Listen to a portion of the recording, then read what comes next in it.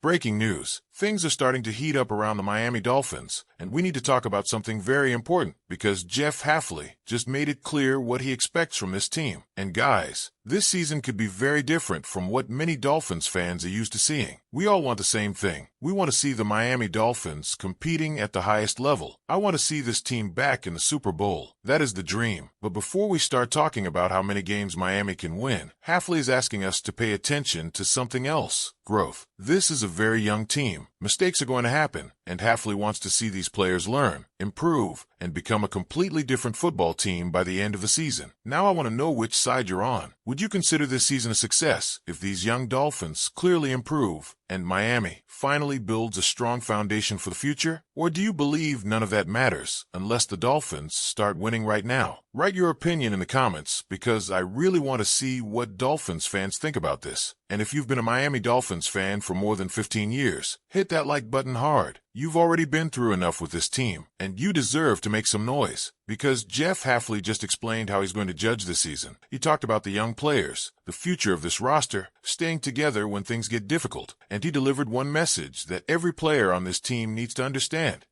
no block, no rock. So, let's talk about exactly what Jeff Hafley said and what all of this could mean for the Miami Dolphins. Jeff Hafley sat down for an interview with SiriusXM, and one thing became very clear from his comments. He understands where the Miami Dolphins are right now. This is a young football team. There are going to be mistakes. There are going to be difficult moments. And instead of pretending those problems will not happen, Hafley seems focused on what happens after them. That might be the most important part of his message. According to what was discussed from the interview, Miami signed 41 players to one-year contracts, and Hafley is keeping track of that number. The hope is that the Dolphins can hit on some of those players and find pieces who can become part of what they are building.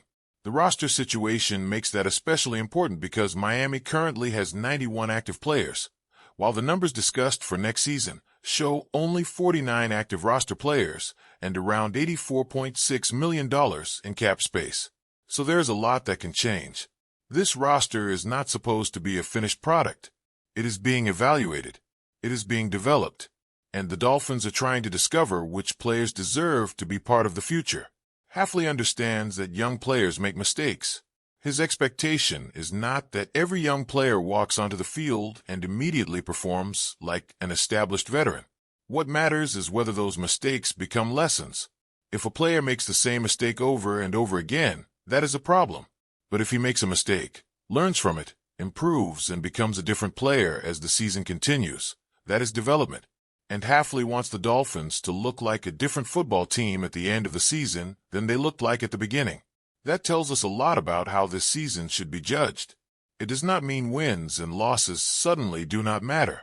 Of course they matter. This is the NFL. Everybody wants to win. But Hafley is looking beyond one Sunday or one bad performance. He is looking at whether the foundation is actually becoming stronger. The Dolphins have a lot of young players who will have opportunities to show that growth. Kenneth Grant, Biggers, Jordan Phillips, and Ollie Gordon are among the second-year players mentioned in this conversation. Then you have young players such as Caden Proctor, Chris Johnson, Jacob Rodriguez, Caleb Douglas, KMET, Chris Bell, and Michael Toff. Those are exactly the kinds of players Dolphins fans should be watching closely. Maybe a young player does not dominate immediately. Maybe his first few games are inconsistent. The important question becomes, what does that player look like later? Is he recognizing things faster? Is he making fewer mistakes? Is he becoming more physical? Is he communicating better? Is he becoming somebody Miami can trust? Those little changes matter because the Dolphins are trying to build something that lasts. And that brings us to another part of Hafley's message: celebrate the small victories. That can be difficult for fans because we naturally look at the scoreboard first. Miami wins, everybody is happy. Miami loses, nobody wants to hear about moral victories. But Hafley appears to be talking about something more specific. A small victory might be an excellent drive from the quarterback. It might be the running game producing 100 yards. It might be an individual player making significant progress from where he started. You do not ignore the loss. You identify the things that are working and continue building them. That is especially important with a roster this young. Hafley also talked about trusting the process. And those words only really mean something when things become difficult. It is easy to trust a coach when everything is working. It is easy to believe in a system after a win. The real test comes when the Dolphins lose a game, or maybe 2 games in a row, and people outside the building start questioning everything. Do the players still believe then? Do they keep doing what the coaches are asking? Do they keep working? That leads directly into another thing Hafley emphasized: stick together. That might sound simple, but anybody who follows football understands how quickly a season can become ugly when players start pointing fingers. When things go wrong, the quarterback can blame the offensive line. A receiver can become frustrated about targets. The defense can become frustrated with the offense. Players can start thinking about themselves instead of the team. Once that happens, fixing the football problems becomes much harder because now you also have a locker room problem. The discussion pointed back to how different the atmosphere around Miami looked over the previous seasons. In 2023, there was an obvious energy when players were scoring touchdowns and celebrating together. By 2024 and 2025, the situation looked very different, with tension and division involving major personalities in that locker room. Hafley does not want that happening with this group. And when you look at what Miami has coming early in the season, you understand why staying together matters so much. The first 5 opponents mentioned are the Raiders, 49ers, Chiefs, Vikings, and Bengals. That is not exactly a comfortable way to begin a season with a young roster. The Dolphins could enter several of those games as underdogs. The outside expectations might not be high.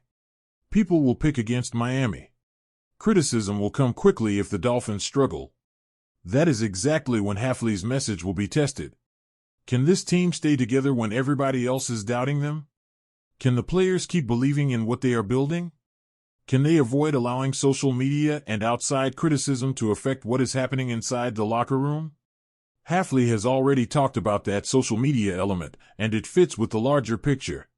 He seems to want his players focused on each other and on the work happening inside the building. And Hafley sounds genuinely excited about building this team from the ground up. He described it as fun to go to work every day and establish those foundations. Think about what that means. Instead of inheriting a finished team and simply trying to keep everything moving, Hafley has the opportunity to help create the identity of this Dolphins roster.